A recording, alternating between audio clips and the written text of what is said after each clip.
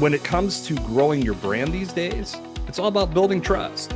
And you mentioned it earlier, Moshe, the intimate time that people spend with you when they listen to your podcast.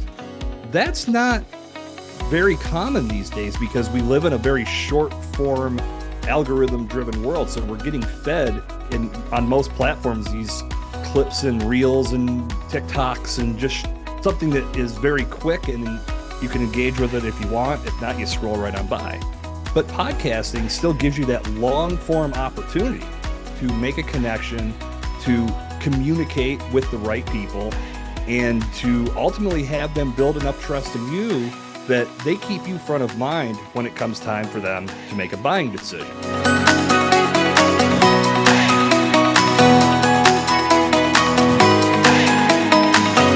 Well, hello and welcome to another guest interview here on the Profit with Law podcast. I'm your host, Moshe Amsel, and we're going to be talking about podcasting. You're listening to a podcast or you're watching us on YouTube, and we're going to be talking about podcasting. So a little meta, but not the Facebook kind of meta. But podcasting is my favorite medium by far. I started listening to podcasts back when I had an iPod listening device. So those of you remember what that was, it's a brief moment in history. And I used to have to download the podcast I was listening to into iTunes and then synchronize my iPod with my iTunes library in order to listen to podcasts on the go. You are very lucky to the fact that you have a smartphone you walk around with. You can literally listen to any podcast you want any time of day without any of that tech. But podcasts are interesting because they are very intimate. For those of you who are listening to me and you come back every week for a new episode, I mean, we spend 40 minutes, 45 minutes together once a week. And that's crazy to think about. Now, even if you're never going to do a penny of business with me, you know about me. You probably have an opinion about me. And if you're listening to it every week, you probably have a positive opinion about me. So having somebody out there who has a positive opinion about you is a very positive thing, because when they're at a cocktail party and somebody says, "Oh, I need an attorney for XYZ," and you have a podcast as an attorney and they've been listening, then they'll turn around and say, "Well, I have an attorney for you." So really, really interesting medium of marketing. And our guest today is going to be talking about podcasting. He's a podcast expert, produces podcasts for business, and it's going to be a great conversation. So let me introduce you to Jason Cercone. Jason is the founder and CEO of Bomb Track Media and focuses on helping busy professionals leverage podcasting in a strategic, dynamic way. By emphasizing a seasonal format and maximizing content repurposing, creators save time, stay engaged with their creation efforts, and produce content that impacts listeners on multiple levels. Jason, welcome to the show. Moshe, thank you very much for having me, and thank you for that walk down memory lane. I remember my days with the iPod. When I first got my iPod, I saw the word podcasts and said, "What is a podcast?" So we've come a long way since the days of yore. We have, and I imagine it was called a podcast because of the iPod. It was. That name has stuck. So really interesting. Jason, people want to know who you are. They haven't heard of you, right? Or some of them, maybe some of them have. Some of them have heard you on I don't know, maybe a competitive podcast, but I don't know if they know who you are. So let's give us the backstory. How in the world did you get into podcasting, and anything else you want to share? Absolutely. Again, thanks for having me. And the story of how I got into podcasting is a pretty unique one that I love to tell. I started my very first podcast out of spite, which is typically not the story that you hear from people when they first venture into the podcast game. But I did radio in college and had a blast doing it and was thinking about pursuing it when I got out of college, but it never panned out. Fast forward 13 years, and my best friend and I had been kicking around ideas of starting a podcast. But what do we talk about? What are we going to build this show around? And we were still in that kicking it around, trying to figure out the best way to go phase when The world I was a part of at that point in my life was the beer world. I had started a craft beer blog, and that had morphed into some marketing opportunities. And I was working with different businesses here in Pittsburgh, where I'm located. And I decided to launch a mobile app that would connect beer enthusiasts to all the great events that were taking place in Pittsburgh at all these venues and all the big events. And I got some partners from that venture that they really liked the idea too and wanted to support it. And the day that I launched the app, I got my first troll on Twitter, now known as X. But I did not know what a troll was. I just saw this guy tearing into everything I was doing and wondering why. So I was probably engaging with him way too much. But as we were engaging, I looked at his profile and discovered that he hosted a beer podcast. And I immediately called my friend and said, I've got our idea. We're going to do a beer podcast and we're going to do it better than that guy. And he was on board and said, great, let's do it. We did pretty much zero planning, got our equipment set up for our first recording, and it was an absolute disaster. So I was humbled very quickly. But what happened in that moment, even though the recording session didn't go well, it reignited the fire inside because, again, like I said, radio was a big part of my life in college, and podcasting gave me the ultimate opportunity to get back into that world. So dove in head first, just kept turning on the mic and getting better and working on my craft. And almost 10 years later, here we are. I've decided to do this full time, and I've used all the experiences that I've gained in this space to help others launch podcasts, get booked as guests on podcasts, be more dynamic guests, be more dynamic hosts, and ultimately create content that's going to serve their brand and bring more people into their orbit so they can grow their business and have a vehicle that teaches people what they do and how they can help them solve problems. So, in a nutshell, that's me in the podcasting world. Love it, Jason. Thank you for sharing your story. But most importantly, do you still have connections in the beer circuit?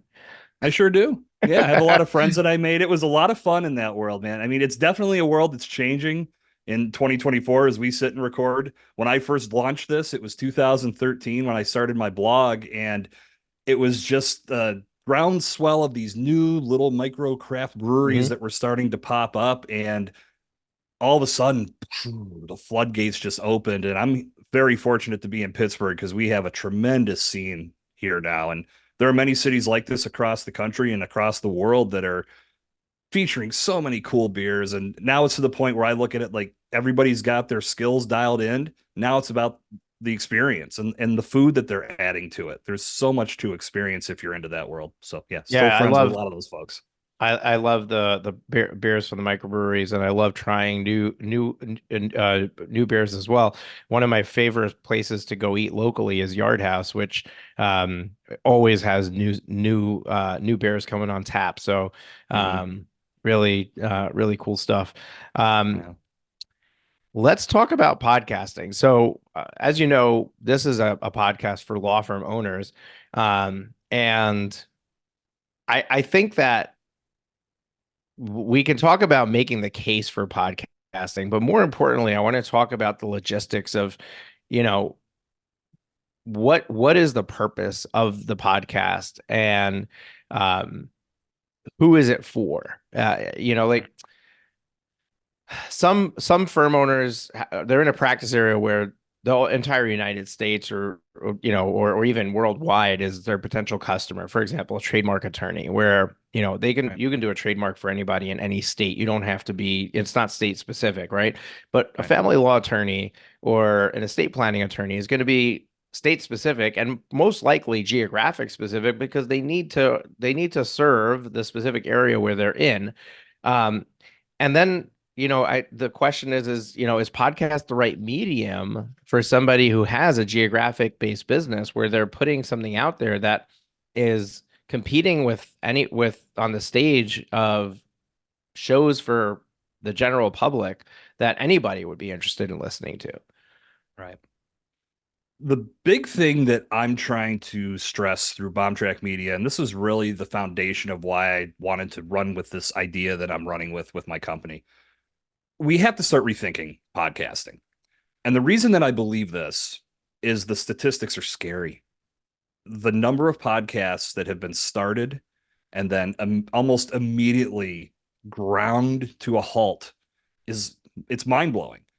I mean, one of the more common statistics that you hear is that there's over 5 million plus podcasts listed on Apple Podcasts, but less than a million of them have produced content in the last 90 days. So there's this small fraction of podcasts out there and creators behind those podcasts that are invested in the project, invested in utilizing this medium for whatever that may be. It could be hobbyists or it could be brands that are looking to drive more business through the door. So you have to identify what you want to accomplish. And when it comes to growing your brand these days, it's all about building trust. And you mentioned it earlier, Moshe, the intimate time that people spend with you when they listen to your podcast. That's not very common these days because we live in a very short form algorithm driven world. So we're getting fed in on most platforms these clips and reels and TikToks and just something that is very quick and you can engage with it if you want. If not, you scroll right on by. But podcasting still gives you that long form opportunity to make a connection, to communicate with the right people, and to ultimately have them build enough trust in you that they keep you front of mind when it comes time for them to make a buying decision. But the biggest element that I feel needs to be exploited much more is the fact that podcast content is so versatile. You can utilize it in so many different ways. So it's not just about creating an audio component for people to listen to, which believe me, that part's great because people can consume you in the car, at the gym, when they're taking a walk, and that intimate time is great. But if you want to appeal to that person that is into reading blogs, you can transcribe and edit and make a blog post that can be SEO friendly, which will help your organic search visibility. You can clip up what we're doing here with this digital recording and video recording into smaller clips. So now you've got reels, TikToks, YouTube videos, you name it. You can do so much with this content that it makes no sense to leave it on the table. And ultimately, when you create a podcast, you're creating engaging content that can be spread across your entire digital footprint. So when I say rethinking podcasting, it's all about utilizing the entire bulk of the content that you're creating and having a strategy in mind that points that content at the right people, but ultimately gets them invested in what you have to do and how you can take them from point A to point B. When you look at it that way, it makes much more sense and you eliminate that fear of potentially trying to compete with the biggest podcast in the world. Okay, so let's say that I'm convinced that I need a podcast for my law firm, right? Um, what are we talking about? That's a great question. And that's the thing that I love about the season-based approach is you can get really granular with each season. What I recommend for any business, law firms, and I mean, again, you go across the board, it's all about your specialties. It's all about the areas of practice. It's all about what you talk about every day. If you were to connect with a new customer who picks up the phone and calls you, this is something you're going to put out there in podcast form. So when they do those Google searches, when they're looking for information, we know the world we live in. Everybody is looking to learn more before they pick up the phone. So if they find your content, they're listening to what you would probably end up saying to them in a one-on-one consultation or a free phone consultation. They're getting all of this information ahead of time. So in a lot of cases, when they pick up the phone, they're already invested. They know you're the person, you're the firm, you're the business they want to do business with. So when they pick up the phone, typically it's maybe a few follow-up questions or it's, hey, I heard you on your podcast or I saw your videos from your podcast. How do we get started? I believe in what you have to say. I believe you can help me solve my problem. Where do I sign? So you have to think about your business as a whole and think about what aspects of that business are you talking about on a daily business or on a daily basis to attract new business through the door. And that's how you start building your seasons. And on top of that, you can also build seasons around trendy topics in your business or in your industry, I should say. And really, again, it's all about giving people the information that they're looking for. And when they hear your slant on that information, it allows them to build that trust where they ultimately choose you as the right person to do business with. Yeah, so I, I can see if, like I'm a cryptocurrency attorney, right? Like having a podcast on cryptocurrency, a very hot topic, something that people are very interested in, that you're you're right. It would be absolutely invaluable for them to be, have me in their ears um and develop that relationship with me, because ultimately there's going to be potentially some sort of business down the road. But for those who are like responding to life crises, like a family law attorney, a criminal law attorney, um, a bankruptcy attorney, a estate planning attorney, specifically in their probates, dealing with somebody's after somebody dies, or and dealing with Medicaid applications for nursing home care. Right. In any of those scenarios, right? Like nobody's interested in that topic leading up to when they need you, right? They're not going to be listening to a criminal law attorney podcast unless they're like a criminal junkie. They want to know, like, hear the cases that are going on, right? But Hmm. they get locked up. They need a criminal lawyer. They're going to go look for a criminal lawyer. So I don't see how creating a podcast for those types of practice areas around the topic matter or the industry of what practice area you're in is going to be helpful. And I'm just curious if you um, have recommendations on what those attorneys should be doing if they want to create a podcast and create a name in the community, but not necessarily on a topic that people are, I mean, just not going to listen to. Well, that's the thing. First of all, we have to not think that not everyone would listen because, like you said, maybe they're not listening to that now, but at some point, they're going to need that information. So they're going to turn to the internet to find whatever kind of information they are. Now, if that's the mentality, but someone says, well, if no one else is doing this, why don't I do it and be the only person in this space talking about it? They're going to instantly get a lot of that love from Google and they're going to get more of a ranking. So when people are looking for that, they can do the search and that's who's going to pop up, ultimately establishing that trust and moving forward. But it's impossible to apply a blanket statement to any of this. I can't say that one solution is going to work for every single law firm and every law firm owner that's listening today. It's all about finding the right direction to take the content. That can't be done until we actually put the content down and say, okay, here's the best things that we could talk about. How can we make that interesting? How can we not only deliver information that people are going to need and they're going to want to consume or need to consume for their basic needs in this space, but at the same time, how can we deliver it in a way that's fun and engaging? So yeah, of course, there are topics out there that aren't as sexy as the cryptocurrency topics of the day or Bitcoin or whatever you want to label it as. But there's still ways that you can do it because no matter what business you're in, you have to establish authority. You have to establish a presence. Even if you're doing the most mundane tasks on a daily basis, you still need to have that presence because there's going to be somebody out there that's going to need you at some point in time. So to cast this big net over every law firm that might not have the practice that would you think or that you would think would be the greatest content, that's hard to do. So my recommendation, if anybody is thinking about this, is to look at what you do, look at the conversations that you're having with people, look at the frequently asked questions that come your way on a daily, weekly, monthly basis, and think about how you answer those questions. And is there a way to turn that into podcast content that could be something people want to listen to? But again, going back to what I said earlier, rethinking the whole process, not just thinking about having this audio podcast out there that people aren't going to listen to because it's not the sexiest subject, but also using it as a content creation tool where you now can create blog posts where this information's out there and could rank on Google, to create videos that you can use on social media to establish your presence. There's so much to do with the content that the audio component is a big part of it, but it's not the only part. So there's definitely ways to work within the system and make it work for your firm.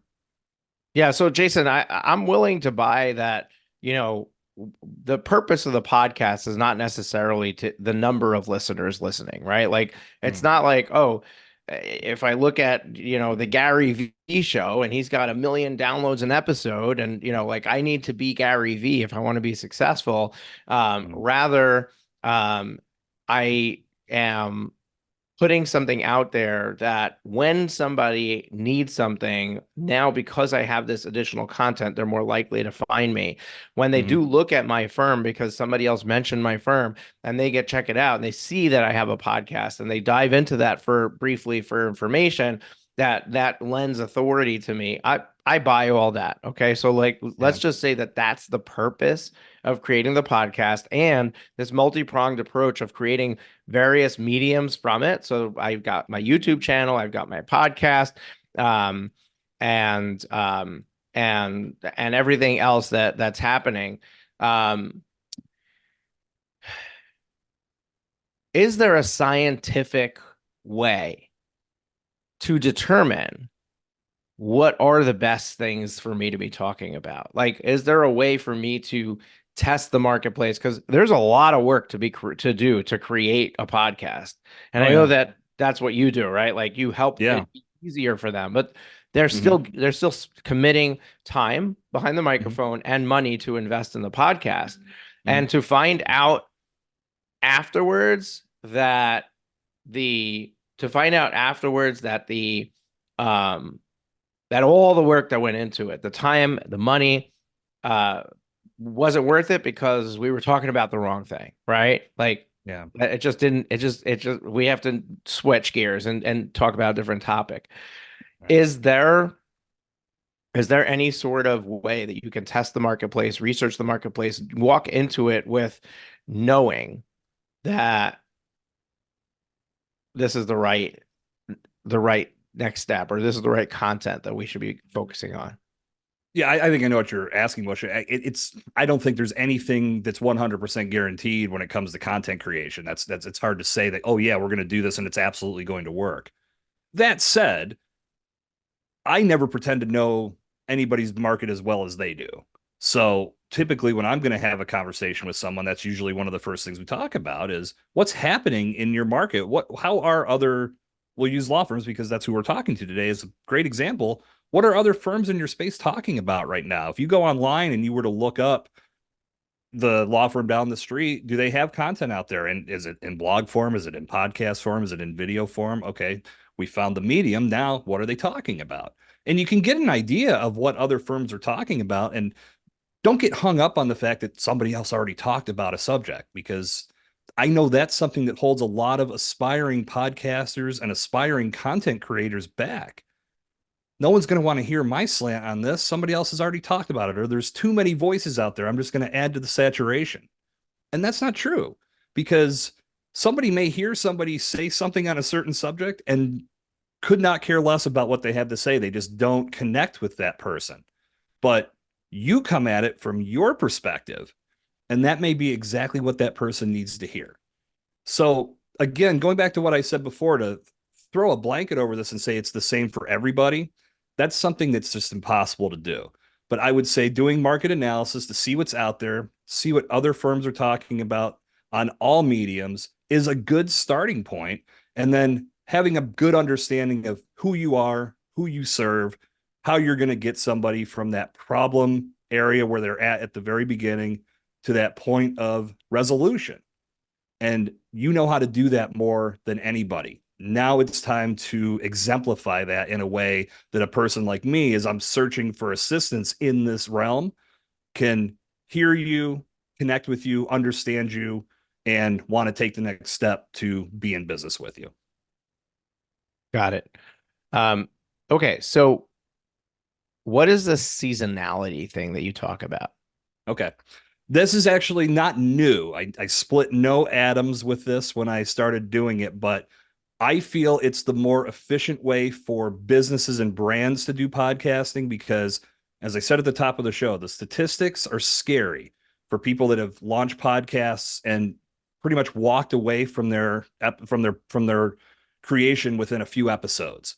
And one of the big factors that I believe drives that, what we call pod fade in the industry, is that they don't have business owners, brands, professionals, creators don't come into this with a plan of action.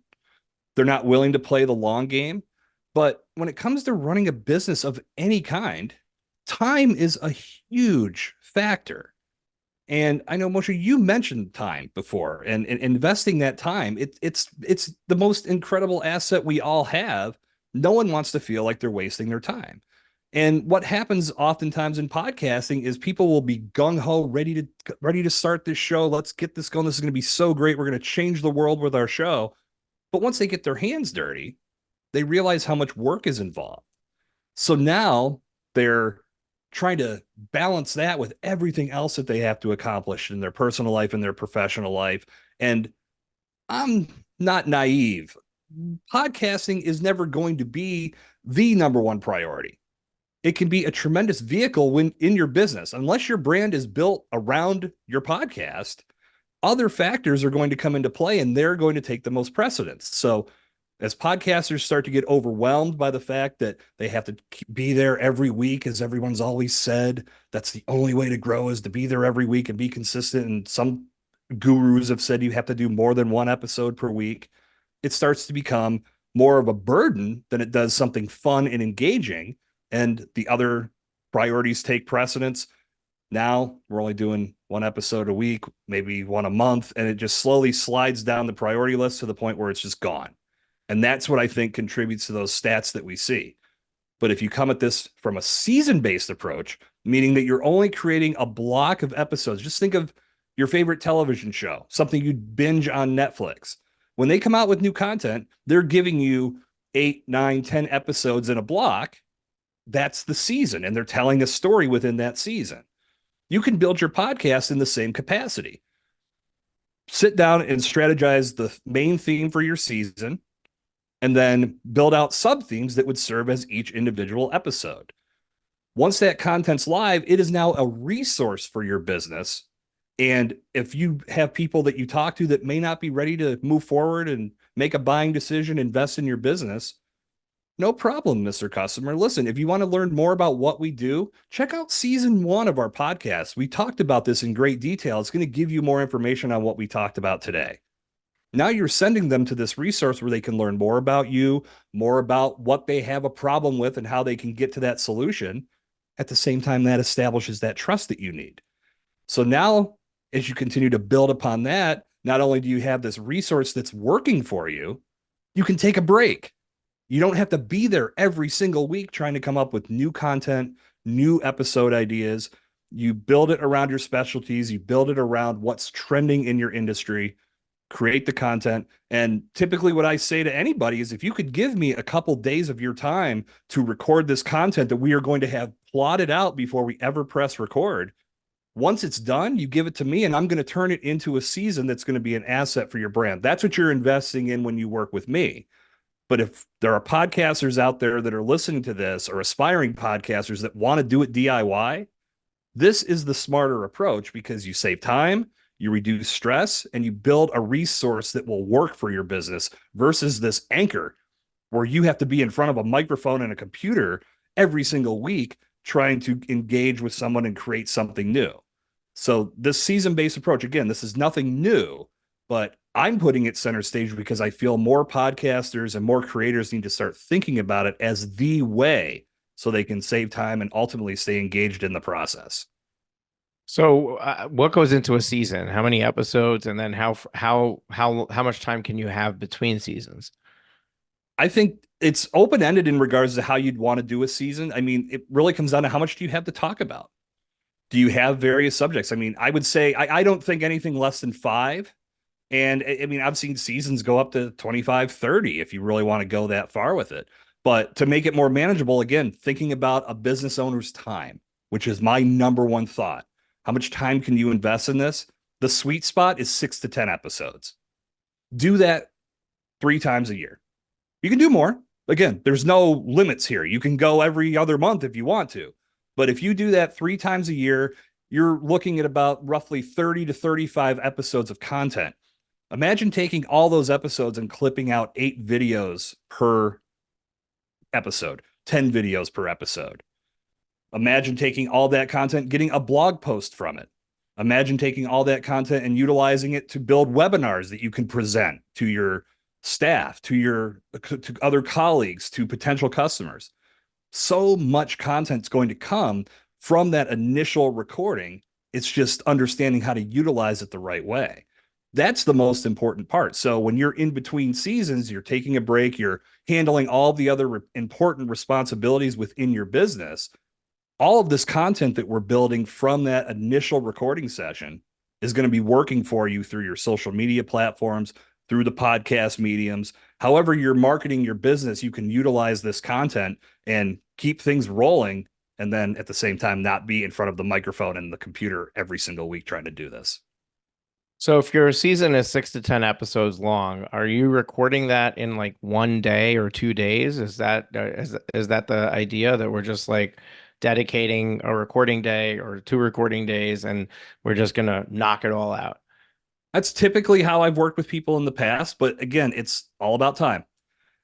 I would say if we're going to do this, not to say, okay, we're going to do one episode today, one next, like if you're going to just plan it out like that, then it's kind of pointless.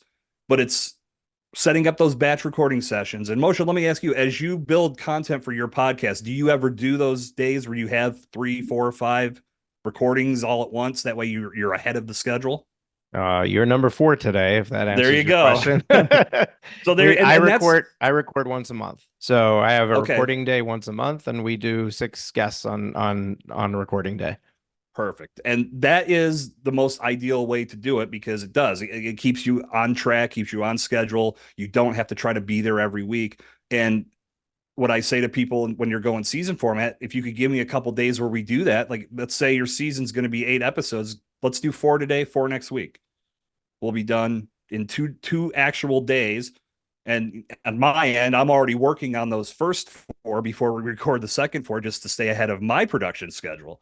But ultimately, what you're doing again, it's this asset creation. It's a resource now. It's not something that you feel, again, if you have the time to do it every week, absolutely do it. If you have time to produce multiple episodes per week, do it. But time is a factor. And again, when I look at the numbers, I toiled over all these stats and just said something's wrong here. And it's not, again, blanket statements don't exist in this world, but it has to come down to time. And if people start thinking about it in a different way and approaching this with a new concept in mind, again, not new in regards to how you approach it. People have been doing seasons for years, but to be successful with it in that capacity is really going to carry your brand far. And again, end of the day, it's all about driving new customers and communicating with customers, communicating with clients. That's what you're setting up for yourself when you do it this way. It's interesting because what I found is it's not just time. Um, the mode you have to be in to create is very different than any other mode of your daily productivity, right? Like, and it's the frames, it's the frame of mind, it's being ready for it. What I found was before we started batching, when I needed to record an episode, and actually I used to do solo episodes. Now everything is interview style, but I would get behind the microphone and I'd spend the first 45 minutes trying to figure out what I'm going to talk about. The actual recording was no big deal. Once I started recording and I started talking, I could talk for 30 minutes without a problem. But figuring out what I wanted to talk about was a huge piece of it. And having, and so it's like, okay, I got to get in the right, I have to be presentable. I have to have my setup all ready to go, my microphone on, everything ready to go. So there's prep involved. And then you do the recording, and then there's the post, okay, I just finished. I need to take a breather. And, if you're doing this while you're trying to work, a 30-minute recording could take 3 hours of your time. But if you batch this throughout the day, you can knock out, if you're doing 30-minute sessions, I mean, you could do 10 in a day and still break for lunch and stretch in between and be okay. So I think that time it's not just, oh, what do I have time for? It's if you set yourself up to batch it at once, that's going to create a massive time efficiency in doing it. And it's really the only way, I think, that to stick to it long term. Agreed. And what we've done is I decided I didn't want to be recording during the summer months. Okay. Like I actually, other than my coaching clients, we have a tax practice, we have a coaching business. So my tax practice, we do nothing during the summer months, Hmm. and or almost nothing. My coaching clients, other than the coaching calls on the schedule, I do nothing to try to grow the business. We're not running we run a law firm conference, Law Firm Growth Summit, which you can find out more at lawfirmgrowthsummit.com if you're listening to this before May 21st of 2024. Our next one's coming up. But none of that stuff is run during the summer. So essentially, I basically take the summer off. So Yeah. we batch 6 a day because we're only releasing 4 in a month. Hmm. And so we constantly build up an inventory of episodes so that I could take 2 months off and we're not going to run out. Right. We're never gonna miss a Thursday of releasing a new episode. Yeah. No, you're absolutely right. I had a podcast that I ran up until I think I retired it last August, called Evolution of Brand. And I was so far ahead with production just because I had used a service called Podmatch, made a lot of connections, and was so far ahead that I just started looking. I'm like, man, I could just block my calendar for a couple months, because not only do I or would I like to take the break, but I'm so far ahead that if I keep adding to what I have in the queue, people are going to be waiting months for their episode to go live.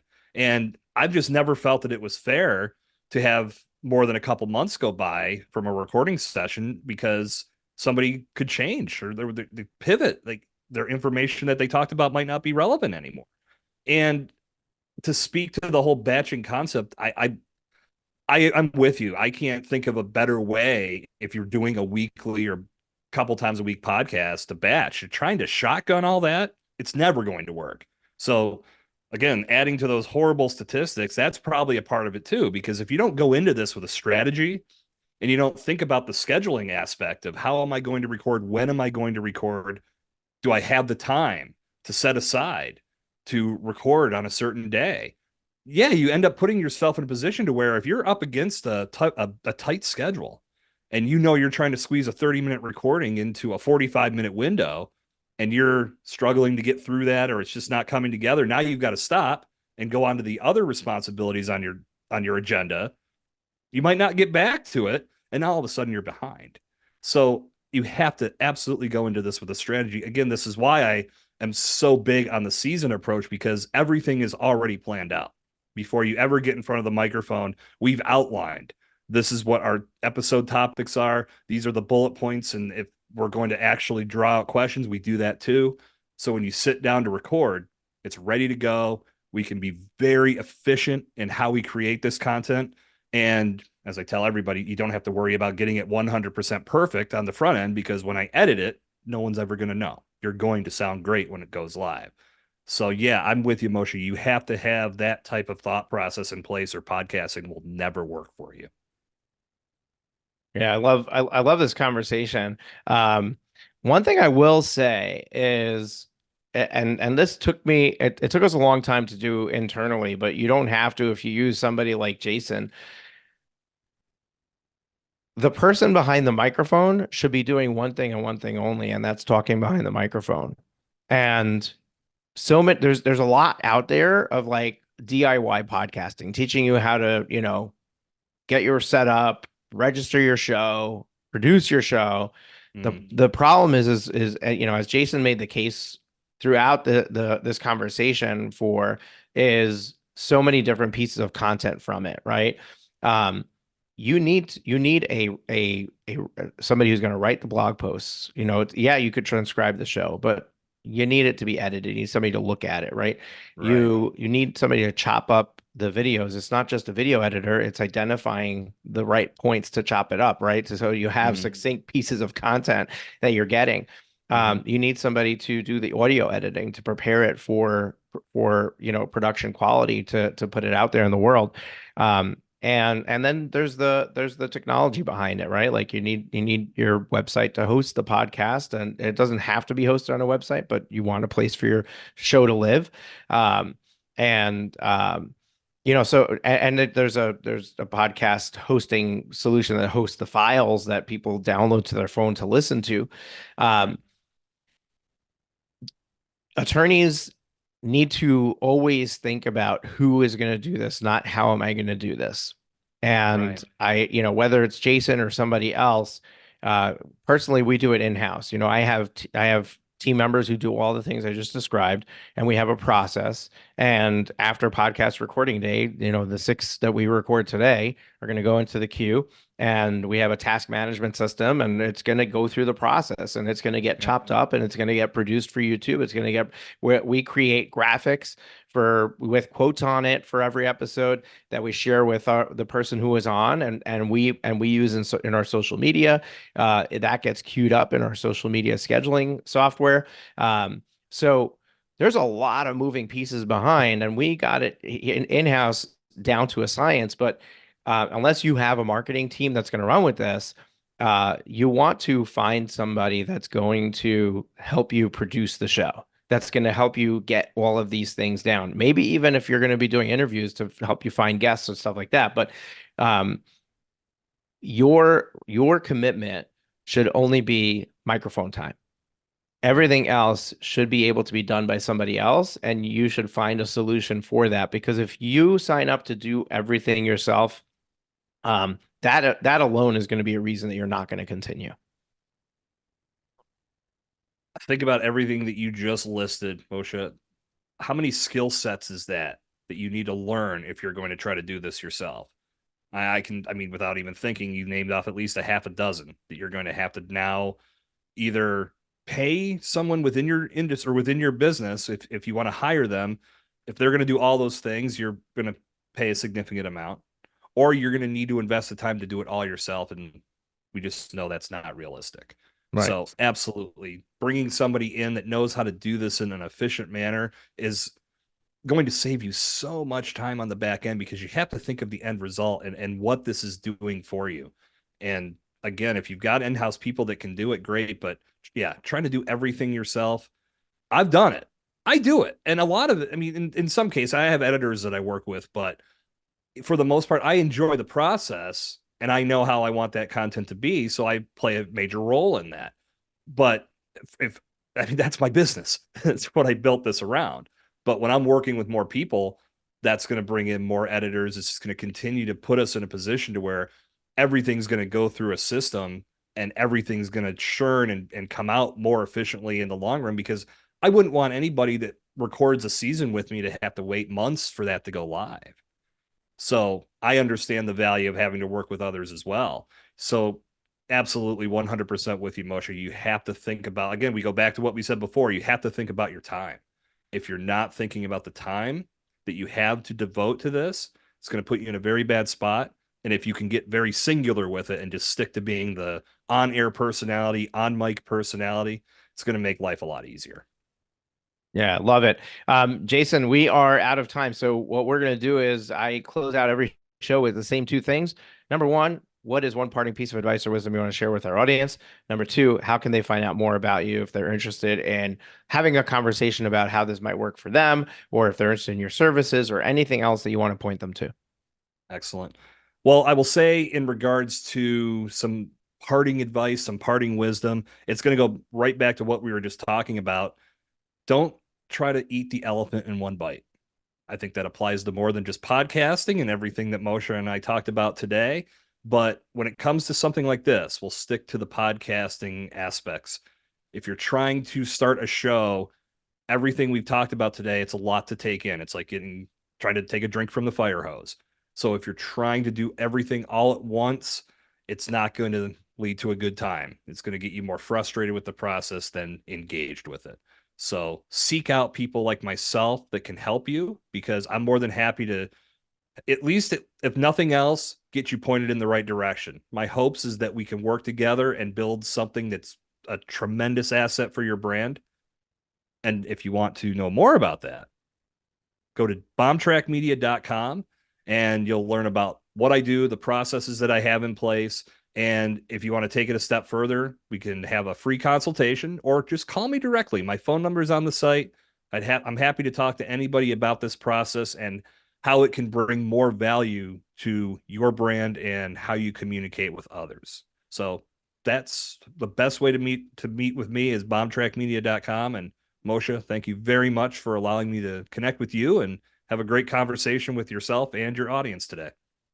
Awesome, Jason. Really appreciate you spending an hour with us and getting all this information out for our listeners to mull over and think about. You clearly have a lot of different ways and directions you can go with your marketing efforts, and you always need to be thinking about where am I going to spend my time, energy, money? What's going to be the highest ROI for me? And if you took nothing away from the conversation today, it's just to think about what happens after your other marketing efforts have taken hold, right? Let's say you invested in billboards, or you invested in PPC, Google pay-per-click, or you invested in social media advertising, or you invested in LSAs, or you're sponsoring a scholarship locally, or you're sponsoring a local 5K. Whatever marketing efforts you're doing, when somebody now knows about you and is looking at you and looking into you, what are they going to find? And I think that if nothing else, this is something that you should think about from that perspective of, okay, what do I look like as an authority when they go and look for me, when they already know about me? Um, will this be one of your marketing efforts that's going to bring people in the door initially, like your initial leads? Maybe, maybe not. I don't know. But what we know for sure is when they Google your name, if you have 100 podcast episodes out there, it's going to come up on Mhm. on that search. So they're going to find you in that way. They're going to get to listen to you. And once they spend 30 minutes with your voice in their ear, how likely are they to be talking to a competitor versus talking to you? That's where you need to be thinking. Folks, everything that we discussed, all of the links, URLs where Jason said you can go to find out more about him, we're going to link that up in the show notes. So if you were listening to this while out for a run, driving your kids to school, in the shower, whatever you're doing, don't worry, go to profitwithlaw.com or just go down to the description section of the podcast. You will see the links in the resources section. Click on those and you can take your next steps. We're here every Thursday. We would love to have you back next week. So make sure you are subscribed to the show. Hit the subscribe button so you get notified when the new episode comes out. And we're also on YouTube. So go to profitwithlaw.com/YouTube.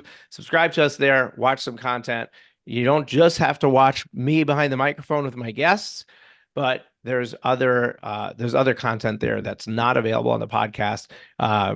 Check it out. We'll see you. We'll see you there. Catch you next Thursday. Thanks for being here. Take care.